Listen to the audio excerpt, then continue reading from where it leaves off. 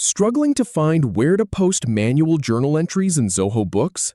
Learn the exact steps to create one in under 2 minutes. First, we'll open Zoho Books and navigate to the chart of accounts.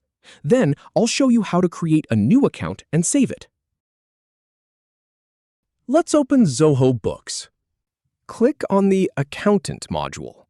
Click on Chart of Accounts. Click New to create an account.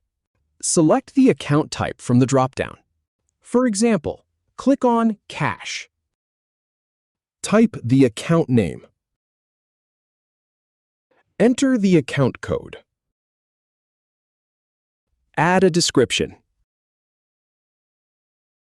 Click Save to finish. If you have any feedback or if any info is inaccurate, please leave a comment below.